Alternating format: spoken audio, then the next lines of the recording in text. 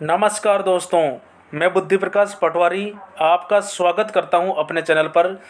दोस्तों, GF&AR का अपन आधे से ज़्यादा भाग पढ़ चुके हैं और ज़्यादा नहीं बचा। अपने 5-7 दिन का कंटेंट और बचा है और इससे भी अपन आसानी से पूरा कर लेंगे।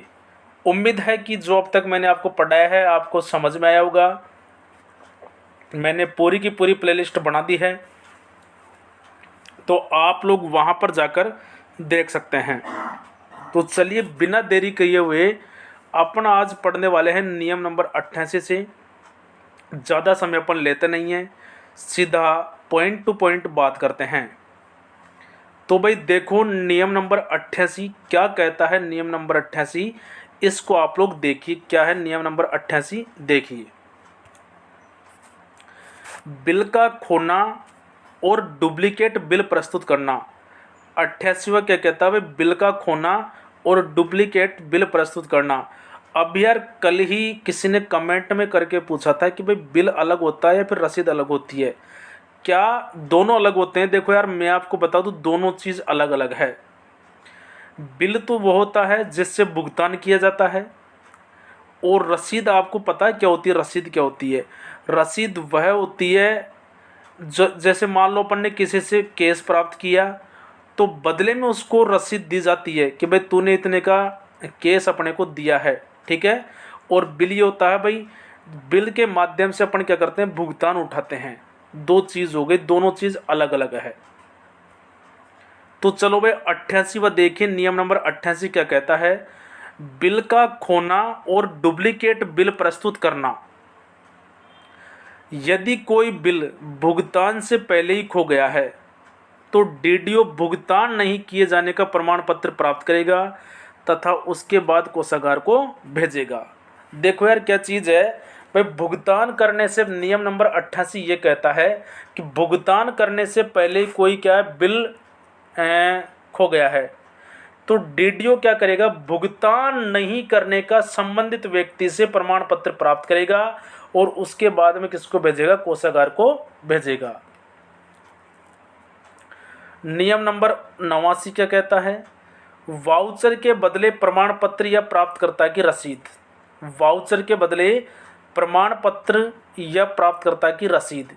यदि बिल खो जाए तो भुगतान की पुष्टि के लिए भुगतान प्राप्तकर्ता से भुगतान प्रमाण पत्र प्राप्त कर लिया जाता है। देखो यार, पहली कंडीशन तो ये क्या है, भुगतान से पहले ही बिल खो जाए 88 में।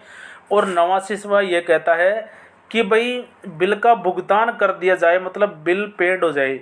तो ऐसी कंडीशन में क्या करते हैं, जिस व्यक्ति को भुगतान किया गया है उससे भुगतान का प्रमाण पत्र प्राप्त कर लिया जाता है।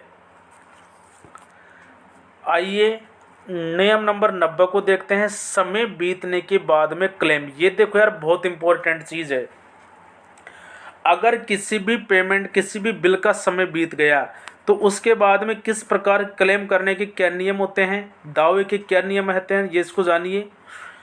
पेंशन, सरकारी प्रतिभूतियों पर ब्याज या किसी अन्य वर्ग के भुगतान सरकार के विशेष नियमों द्वारा शासित होते हैं।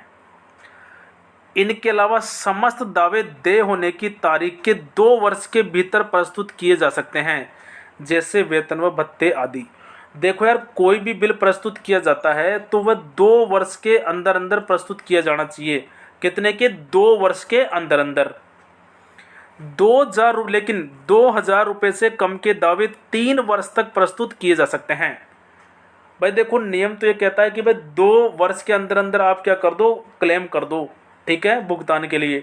लेकिन 2000 रुपये से कम के दावे हैं तो आप लोग 3 वर्ष के अंदर प्रस्तुत कर सकते हैं।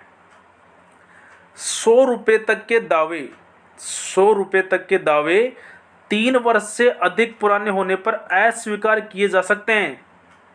अगर भाई आपने क्लेम किया 100 रुपये से कम, जैसे 98 का क्लेम किया और समय हो गया 3 वर्ष से अधिक, तो इसे अस्वीकार किया जा सकता है। तो भाई देखो, अपन ने 3 चीज़ें पढ़ी इसमें। 88वां नियम क्या कहता है भाई, बिल खो जाए फिर डुप्लीकेट बिल प्रस्तुत करें, ठीक है।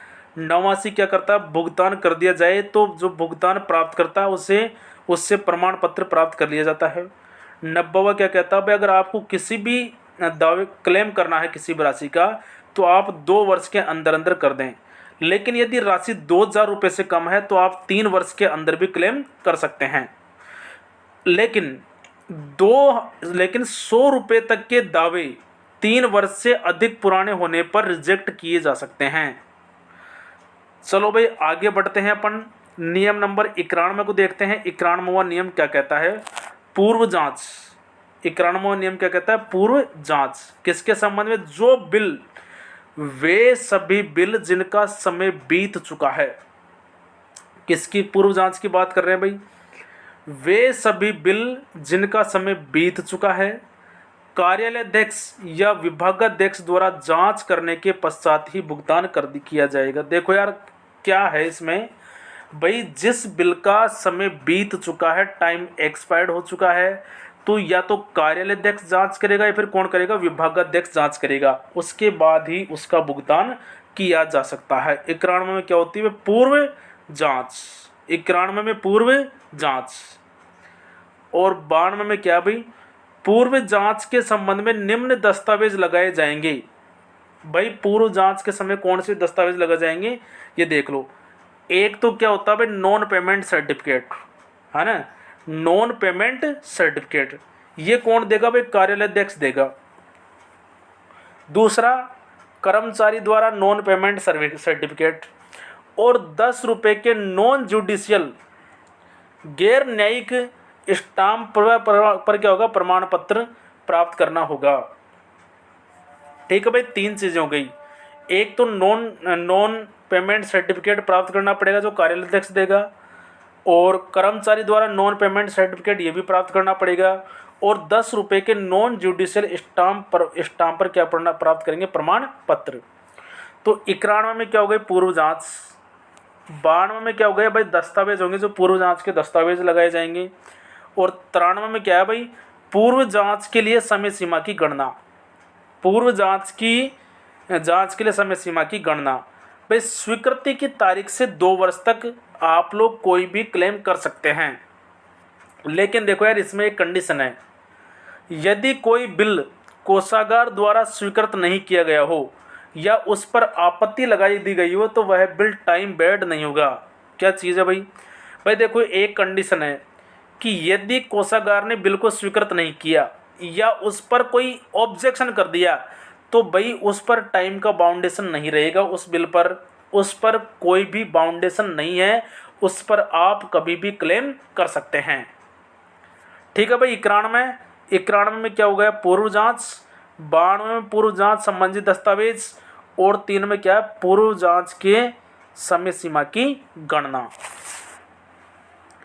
चलो भाई अगला अपन देख लेते हैं। अगला क्या है? बहुत ही इम्पोर्टेंट है, ज़्यादा कुछ नहीं, आपको सब याद होगा। ठीक है भाई, सब याद आपको होगा। 4 बार पढ़ो, 5 बार पढ़ो, सब याद होगा। और यदि आपको भाई कंटेंट पसंद आ रहा है तो आप लोग लाइक और शेयर कर लीजिए। जो नया बंदा है वह चैनल को सब्सक्राइब कर लो, और टेलीग्राम चैनल है जिसका लिंक मैंने इसके डिस्क्रिप्शन में डाल रखा है, वहाँ जाकर आप लोग टेलीग्राम चैनल को ज्वाइन कर लो। टेलीग्राम पर मैंने बहुत सारा जूनियर अकाउंटेंट का लगभग पूरा का पूरा कंटेंट मैंने अपलोड कर दिया है। नियम नंबर 94 कहता है भाई परिसीमन दावों के बारे में बताता है। क्या बताता है? परिसीमन दावों के बारे में। भाई परिसीमन एक्ट अधिनियम, लिमिटेशन एक्ट 1963, परिसीमा अधिनियम 1963 के अनुसार यदि कोई दाव हो तो अधिकारी की अनुमति के बिना भुगतान नहीं होगा। भाई 1963 में क्या आया था? परिसीमन लिमिटेशन एक्ट आया था, और उसका कोई दावा हो तो अधिकारी की अनुमति के बिना भुगतान नहीं होगा। क्या परिसीमन एक्ट है भाई? इसकी हमें कोई ज़रूरत नहीं है। नियम नंबर 95 कहता है भाई चेक लिखने के लिए अधिकारी कौन होगा? भाई चेक लिखने के लिए अधिकारी वही होगा जिसे सरकार या फिर महालेखाकार ने आदेशित किया हो। चेक लिखने के लिए अधिकारी कौन होगा? जैसे सरकार या महालेखाकार ने आदेशित किया हो।